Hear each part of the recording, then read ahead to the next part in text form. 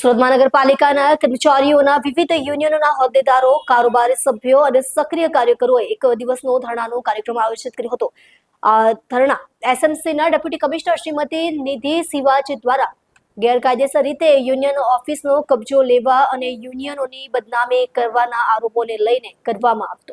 યુનિયનના નેતાઓએ જણાવ્યું હતું કે ડેપ્યુટી કમિશનરની કાર્યવાહી યુનિયન ચળવળને નિષ્ક્રિય કરવાનો પ્રયાસ છે. તેઓએ મુખ્યત્વે 3 માંગણીઓ કરી હતી. ડેપ્યુટી કમિશનર શ્રીમતી નિધિ સિવાચને ડેપ્યુટેશન પરથી તાત્કાલિક ગુજરાત સરકાર દ્વારા પરત બોલાવી લેવા, એસએમસી દ્વારા કબજે કરાયેલ તમામ યુનિયન ઓફિસોનો કબજો તાકીદે યુનિયનોને માનભેર પરત કરવો, યુનિયનોની ચાલુ પડતર માંગણીઓનું તાકીદે નિરાકરણ કરવું.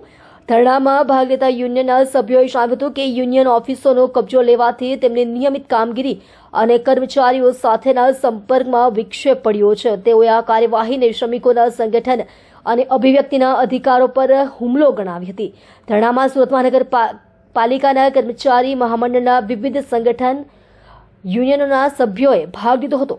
તેઓએ જણાવ્યું હતું કે જો તેમની માંગણીઓ પર તાત્કાલિક ધ્યાન આપવામાં ન આવે તો તેઓ આગળ કડક પગલાં ભરવા માટે બંધન કરતા ગણાશે. એડવોકેટ વિજય શેણમારે,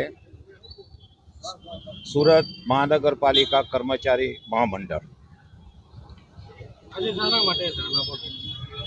મુખ્ય ઉદ્દેશ એ છે, છેલ્લા કેટલાક સમયથી વહીવટી તંત્ર અને ખાસ કરીને કમિશનર અને ડેપ્યુટી કમિશનર જે ડેપ્યુટેશન નિધિબેન સિવાચ જે આવ્યા છે, એ સુરત મહાનગરપાલિકામાં કાર્યરત વર્ષોથી કાર્યરત રજિસ્ટર્ડ ટ્રેડ યુનિયનોના આગેવાનોને બદનામ કરવા માટે જે પ્રવૃત્તિ કરી રહ્યા છે અને ખાસ કરીને ટ્રેડ યુનિયનના વિરોધી વલણ અને કામદાર કર્મચારીઓના વિરોધી વલણ અખત્યાર કર્યું છે, જેના વિરોધમાં આજે અમે એક દિવસનો ધરણાનો કાર્યક્રમ સુરત મહાનગરપાલિકા કર્મચારી મહામંડળ વતી અમે આજે અહીં યોજ્યો છે.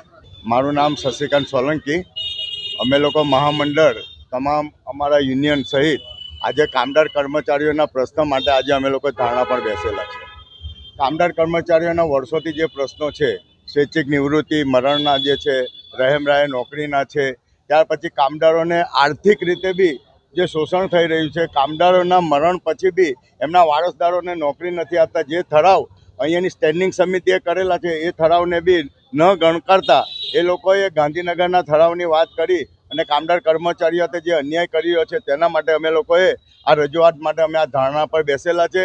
આ જે રજૂઆતના માટે કામદાર કર્મચારીઓ યુનિયન પાસે આવે અને યુનિયનવાળા જઈને કામદારોની રજૂઆત એમને નહીં કરી શકે, એના માટે યુનિયનવાળાના માટે યુનિયન પર દબાણ લાવીને એમની ઓફિસ બી છીનવી આજે યુનિયનવાળાને તમામને ઓફિસ વગર બી એ લોકોએ કરી બેસેલા છે.